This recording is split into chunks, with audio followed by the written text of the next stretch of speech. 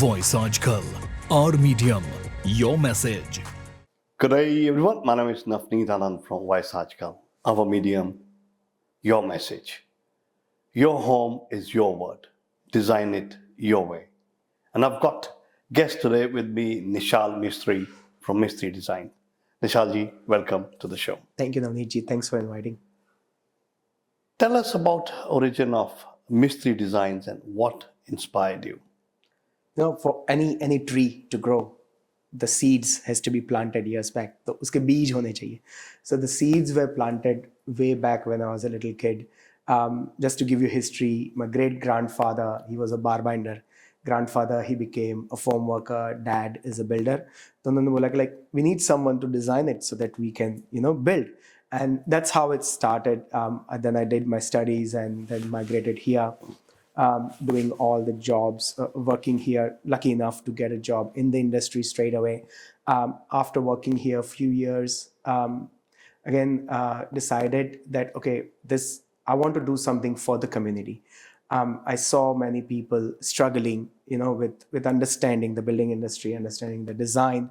And that's how, one day, it's all thanks to my wife, Kritika, that she reminded me that why don't you start Mr. Design? Why don't you start something? You've got it in your blood. It's in your genes that you have doing it. Our forefathers have been doing this.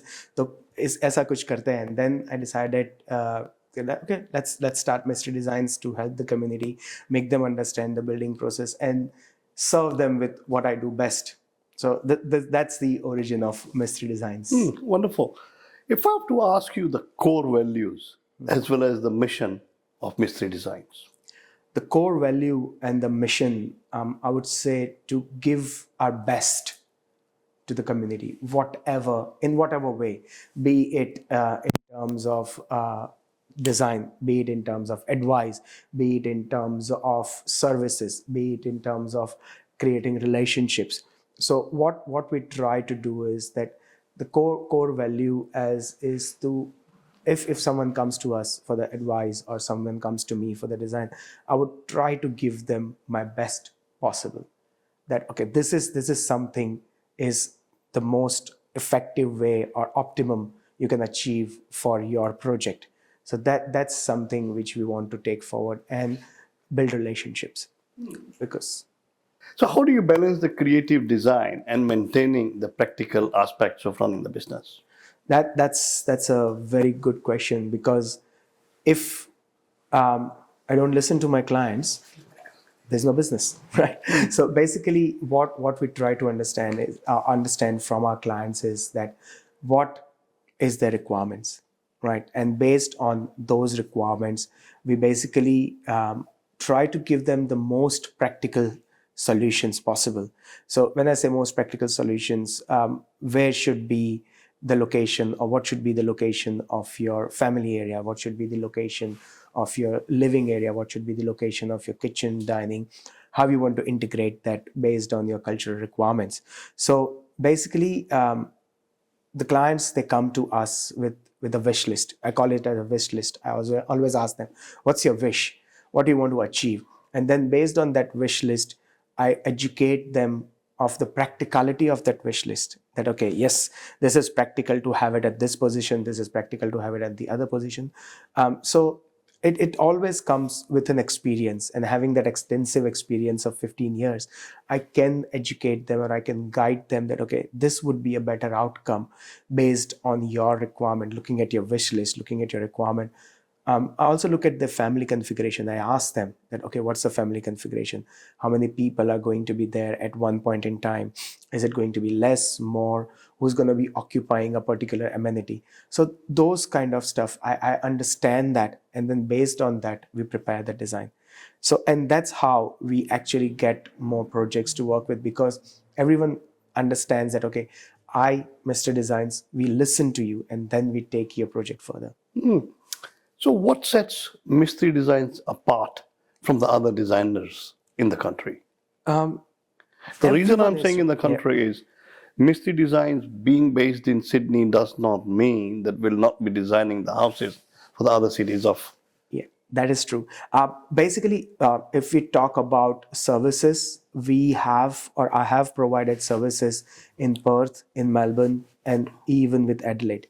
So we have done houses, not under Mr. Designs banner, but we have got some designers which I am associated with, or I provide them inputs. Because if they get a client who is from Indian origin, then they don't understand that. So I do consultation for them. Mr. Designs definitely. I wouldn't. I would say it this way is that I take the approach of understanding you first as a homeowner, and then making sure that whatever product I'm giving you, it's the most practical product for you to use. When I say product, it means that the house plan, house design, be it a single story house where we have done a house with a single story, which is also like 1,000 square meters, and that also includes all of the amenities. We are doing currently a project in Middle Dural and all. They're wide lots. So be it that way, or if it is just like a 150 square meter house, which we did for a single mom, so and then we look into her requirements. So it is not about project being small or a big, but it's mainly about understanding their requirements. So all the other designers in our industry, they are doing amazing work, because they all have got that experience. But what I would say for myself is that I would listen to my clients, I would understand their requirements, and then put something on the paper in practicality, which is again based on their wish list requirements, but not hurting their pocket that much. So that is something, one more thing which we try to do, that we try to make the designs elegant but economic. Oh, elegant but economic. Yes. Wow.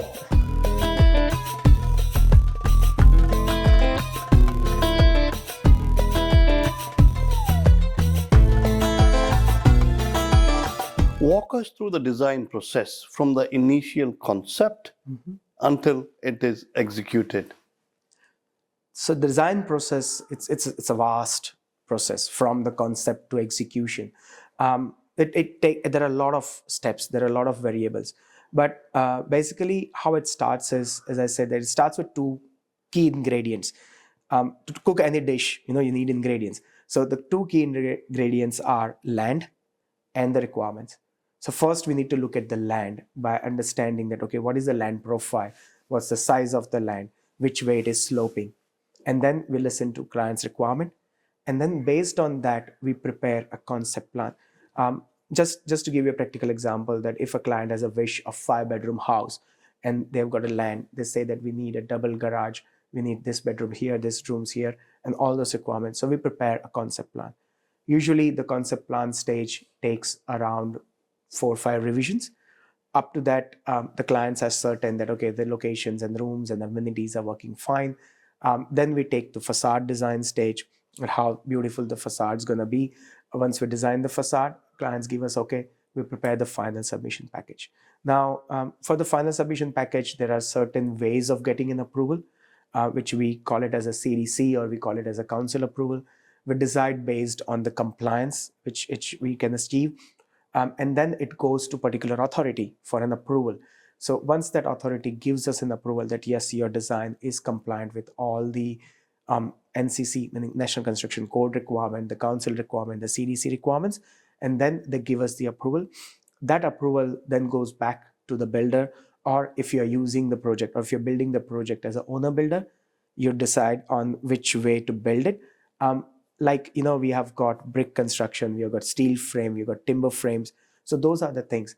And then that get compiled as a construction certificate drawings. And then we get we help our clients achieving the construction certificate. And then they start the construction. And then even during the construction, we are always available. If there is any query on site, if we need to do anything, if they need any information, we try to educate the client from the beginning that, okay, you have to follow certain steps, and then to achieve the construction finish. Once the construction finishes, we help them to get the occupation certificate, be it any other way. So there are design certificates required and other stuff. So it's like from concept to execution to completion, it's like we try to involve in every aspect of it. How do you incorporate clients' feedback and still maintaining your creativity? That's my everyday struggle. That's definitely is my everyday struggle, because clients' requirements is to have a terrace. Right? I want to go on my terrace and I want to fly kites. Fly kites. But I you love can't it. do I that, love it. right? Yeah. Or Papad सूखने Punjabi, डालने हैं बना के. exactly. Some of the clients says, "Paji, I want to go sleep in on the roof. And Yes. I want to see the stars. Absolutely. तारे man. दिखने चाहिए." बिल्कुल. But you have to educate them again. You have to make them understand that there are rules and regulations here. Rules and regulations in terms of height. Rules and regulations in terms of accessing the roof. Privacy of your neighbors. So due to that, we won't be able to achieve. But what we try to do is, on a certain projects, we have done a huge balcony. The balcony is that huge that you can actually use it as a terrace. It's partially covered, partially open, and then that way you can have a bit of both. You had a wish to go on a height and view, and you had a wish of sleeping there, khatiya dal ke, I want to sleep under the open roof, not in my backyard. Then you can still do it. So it is that is something which we try to incorporate. We try to twist. Not I cannot say twist, but we try to fusion the principles of designing and the requirements by the client, because Pinterest, Instagram, everyone sends me stories that we want our house to be like this, but then I have to educate them that okay, whatever you're seeing is overseas. Here we have to be abide by Australian standards, by National Construction Code, by council regulations, by developer regulations. So where we are sitting here in this particular area, you can only have houses with a hut-shaped roof. Okay. Yeah, if you drive past and go, So you around, can't have the flat roofs. you can't here. have a flat roof in Okay. this particular Area. developer. Yes, this developer restriction. So it is like that. We need to educate them. Sometimes they feel sad, but at the end, when the house is built and when they move in, I always get a message saying that thank you for letting us know the practical aspect of the design, because this is what we never thought that a house would be like this. So that's what I gain in my 15 years of experience designing houses here. I've designed houses for the variety of the communities, be it Lebanese, be it Egyptian, be it Aussie bred here, be it our Indian community. And I feel proud to say that currently at the moment, like 95% of client base of Mistry Designs is all our Desi brothers and sisters. So it is a pride moment that I'm trying. What my vision was to help the community grow. That's what I'm doing. So I repeat, your home is your world. Design it your way. And talk to Nishal from Mistry Designs. Thank you, sir. Thank you.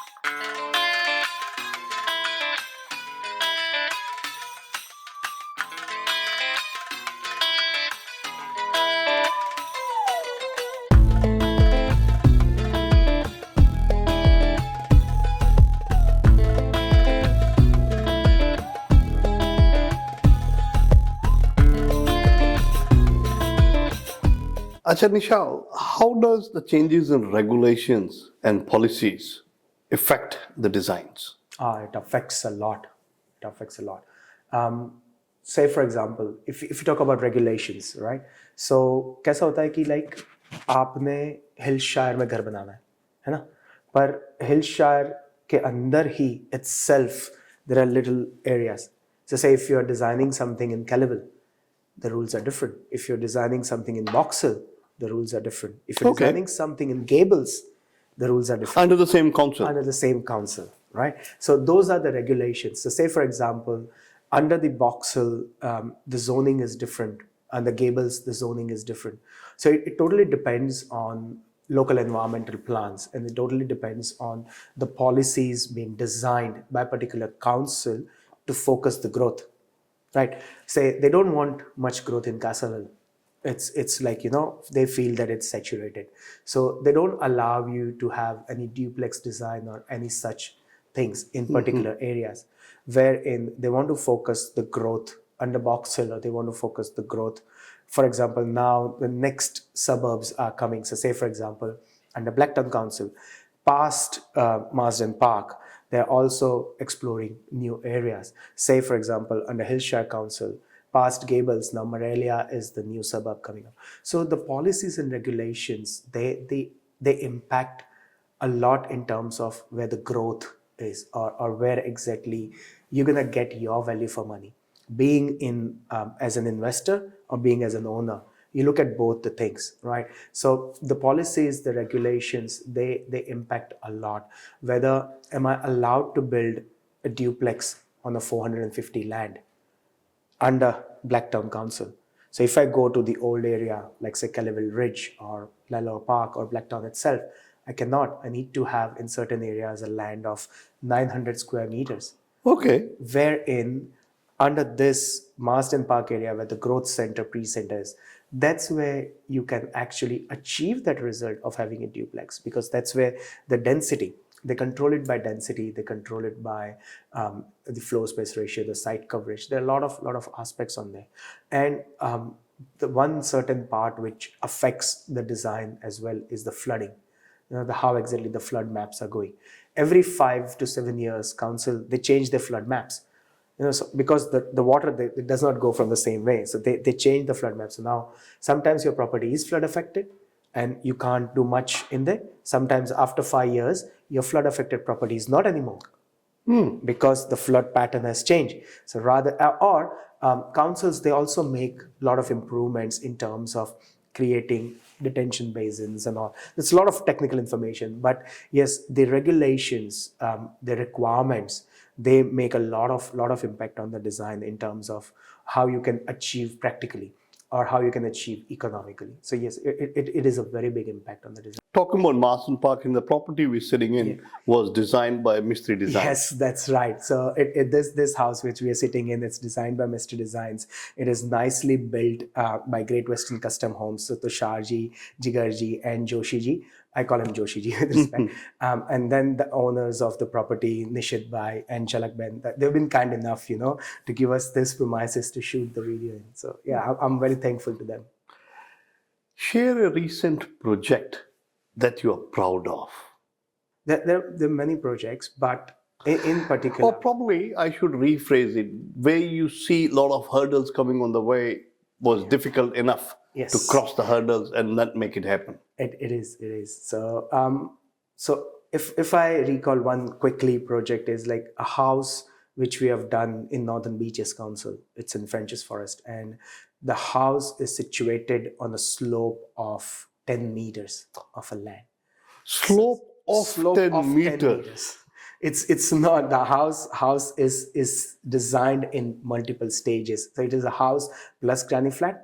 So not only it was a challenge in terms of designing it, but it was a challenge in terms of that the client wanted the house to be not separated. So when the house is on a separate levels, you sometimes have to separate the house. That there's one aspect and then there is walkway or something, and you go to the other part. They wanted all to be seamless.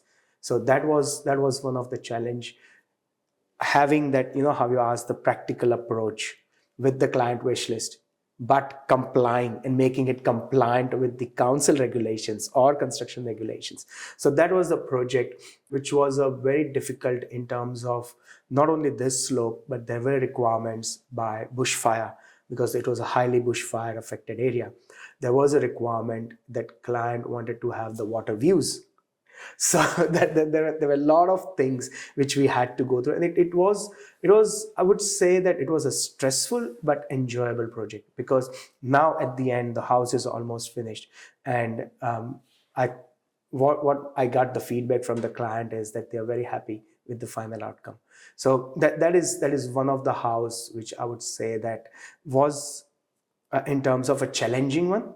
We went through that, and there are other projects as well which becomes challenging when I told you about the flooding.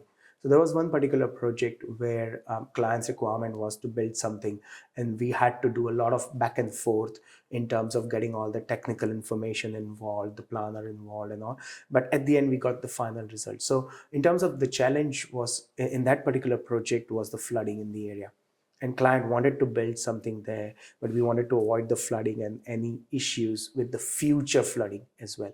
So yeah, those are the challenges we always face. So architecture designing is not only about putting a floor plan. As a lead designer, I would say that I have to look at every aspect of it, be it the planning aspect, be it the engineering aspect, be it the environmental aspect.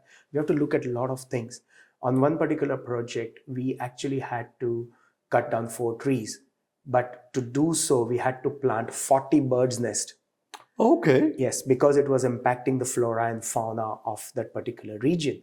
So it's always something new you learn. As I said, that this is what I've learned in my 15 years of experience here, and that's what I want to give it to community. That projects are challenging, but we can get you the final results. One side of Nishal is the designer. But if I have to ask you as a businessman as well, the most important factor in building relationship with the clients. The most important factor is you have to be approachable, right? You have to be flexible. You have to have good listening skills. So if a client is saying that, okay, we want this, but if I don't listen to them and if I just give them something which I think is, now this has to be, the plan has to be this way, it's not going to happen. If they try to get an answer and if I'm not approachable, then it doesn't work. And flexibility. So in terms of flexibility, we design houses where the revisions on the floor plan goes up to 10, 15. But that is what the flexibility we have to have, because they are doing the dream home. It's said that your home is your world. So they are designing the world, and in the world there are a lot of things which they want. So that is something which we try to incorporate, that we try to make sure that if there is a wish list of 10 items, we at least try to tick 8. I know that it's very impossible to tick all 10 of them. There is always some constraint, but we try to tick the most of it. So that's what I would say, that is something I always look forward to while serving the clients. I love to say, your home is your word. Design it your way. Your way. Sometimes projects don't go as planned. So how do you handle those situations? Those kind of situations become very stressful. Why? Because it has involved a lot of money. That's the first thing. Because when the project doesn't go as expected, the first thing everyone looks at is the financial aspect of it, right? Because you wanted to achieve something and you put in your life saving to it. And then when the project doesn't go as you expected, it's a lot of devastation, not only on the client's part, on our part as well. That where did we go wrong? Where did we not check it? By God's grace, it has not happened that the project has not gone the way we designed or the way we anticipated with Mistry Designs. But I've heard stories that what happens is that when the project doesn't go as per plan. But what we try to achieve is that what I would approach, or what approach I would take in that kind of situation is first to find a solution by involving every stakeholder in it. That, say, be it the approving authority, or be it the authority which is like the client, be it the financial aspect, or be it myself, being that how we can modify the design so that it is still under the budget, it is still as per client's requirement, and it's still buildable. So those are the 3 key points which you have to keep in mind, that when something goes wrong, your brain should first think about is, what's the solution? Who should I seek the information from to get started? Say, if we decided that the house is going to be built on this particular land, and we figure out that, that particular land had a pond in it before, and it is backfilled. So now the stability of the soil is not that good. Then we have to make some design changes to make sure that the house is stable, or the structure design works on it. So those kind of approaches I would always try to take in making sure that everyone is aware of what you're doing. So what are the most common misconceptions that clients have in terms of designing home? It's a very, very good question, because lot of people, they come to us when we ask them to prepare a wish list. They just think that we're just gonna draw some lines and the plan's gonna be done. It is not that way. We need to look at a lot of aspects, starting from the land profile, the slope, the size. Are there any restrictions? Where is the easement going to drain the stormwater? Where is the sewer line going? Do you have any restriction on the street? Do you have any restriction from developer?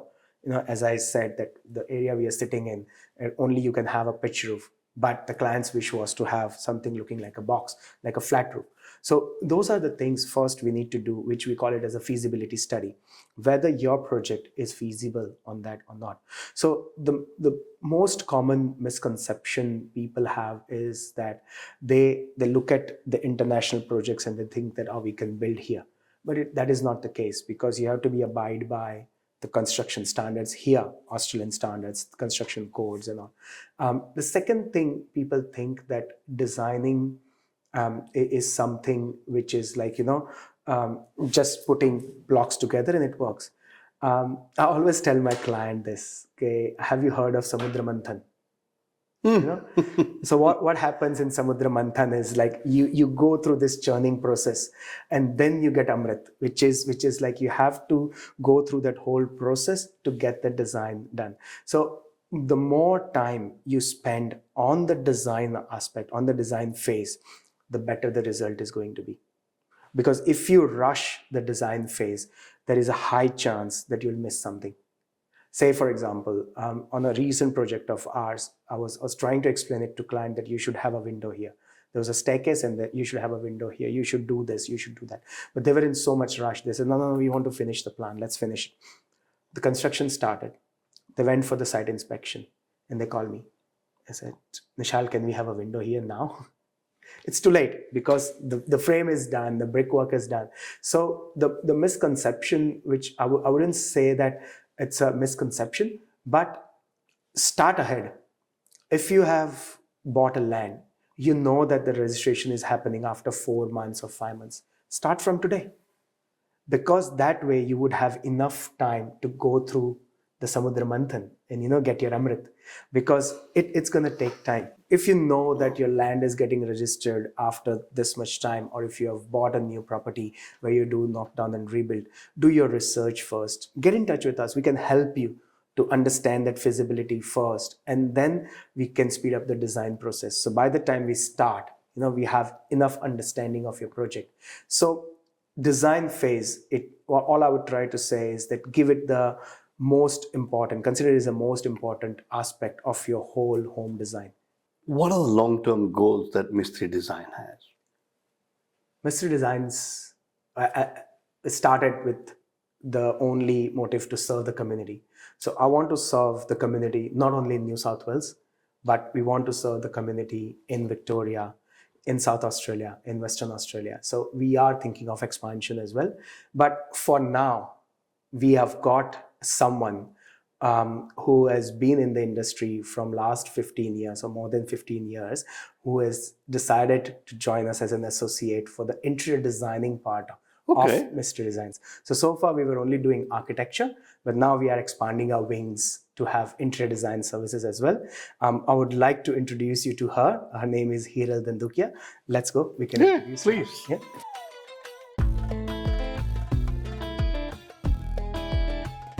As I said, here she comes. Please welcome Hiral Dandukia. She is the interior designer associated with Mistry Designs.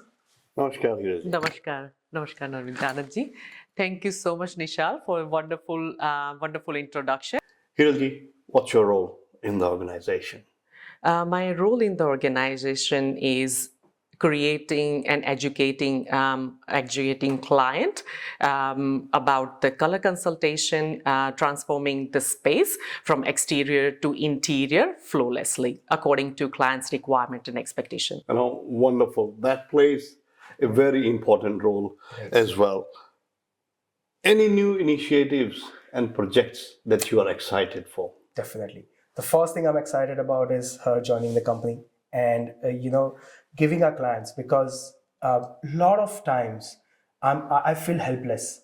That oh, I can help my clients externally, the beautiful facades you have seen, external floor planning, but I have got limited knowledge in terms of colors, in terms of selections, in terms of what's trending in the market, in terms of internal.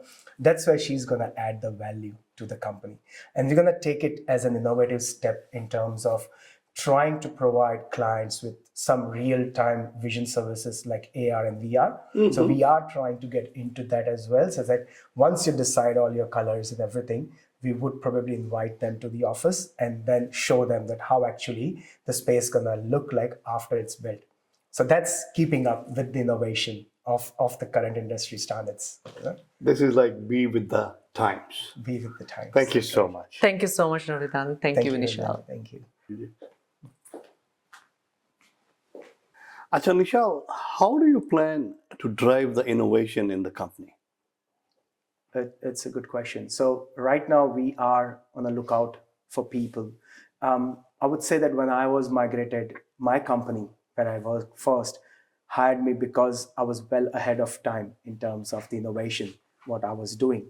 So back in India, I used to work with an outsourcing company, and then that gave me that outlook. Here, driving the innovation, it's going to come in terms of, as I said, that AR or VR. That's what we are trying to introduce. That on paper, some of the clients, they don't understand, but we're going to give them a 3D. So which is like give them a real sense of space when they're in there. So that's our next goal of making sure that they feel like they're already going in the house where it's still everything is on paper.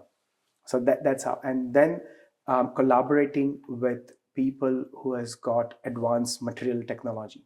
So when I say advanced material technology, we are seeking information. Right now, our biggest goal is the sustainability, the sustainable building design. So we are going to get into that by making sure that, see, right now you're standing in this house, nice sun is coming in, you feel very comfortable when no aircon is on. Right. So that's what it is. So the innovation comes in terms of understanding the solar patterns, understanding the heat patterns, understanding the requirements in terms of what's happening with the Australian standards. So that's how we try to bring the innovation, which is creative plus buildability. So we need to combine both of them. Acha, Nishal, what motivates you personally in the role of CEO for the company? One thing which is I can take it as a motivation, or I can take it as a compliment, is that most of the clients I deal with, they always want to make sure that I'm there in any of the meetings, or they want at the end of the product, they always send me a message, like at the end of a house design, they always send me a message saying that thank you for your services, because of you we have a house which we wanted to live in, and it's exactly as we thought of. That is one of my motivation, that how can I serve the community, how can I make happy faces, to see them happy, living in their dream home, in their world. That's what makes me happy. Well, you said you are approachable. You want to be there in every meeting that is possible for you to be in. You take calls, return their messages. How do you balance your personal life and the professional life? For that, you need to ask Kritika. She is the one who's balancing my personal life, and I'll be honest with you. I wouldn't be here if I had no support of her. I don't even remember when is my daughter's dance class, when is her swimming lesson, where she's performing. It's her who's keeping me up to date with all of this. It's her who's doing the running for them while I'm at the office from 9 a.m. till 9 p.m. every day. So yeah, because most of the time the clients, they want to come and see me after hours because both husband and wife are working. So I have to stay back. But personal life, I'm trying something like not to answer any calls on Sunday. So at least I stay with them on Sundays. But professional life and personal life, I think that there's always a time where your growth and your personal life, they always clash with each other. Creating a balance, it's a lot dependent on your partner. Who have you got as a partner? And I know she's got my back. Wonderful. before I wrap up, what has been the most rewarding experience you being a designer? Blessings. The Wonderful. blessings of so many people. You know, when I'm right now, I'm emotional because when I go to their open home, you know, they invite me for housewarming. The parents are always there. I know, because this is something which you wanted to achieve. And then when I go there, they always say that, "Beta, bless you, you've done a wonderful job." So that's my reward. You know, money can be earned, you know that, but not everyone's going to give you the blessings. So the blessings, the trust, the faith of your clients, of the people who you have worked with, that's the most rewarding thing you get in life. I agree. I normally say, earn people in life. Money is the byproduct. Your home is your world. Design it your way, and do consider Nishal Mistry and Mistry Designs. Nishal, thank you so much. Thank you so much, Navneet ji. It's a pleasure talking to you. My name is Navneet Anand, signing out for Voice Article, our medium, your message. Thank you.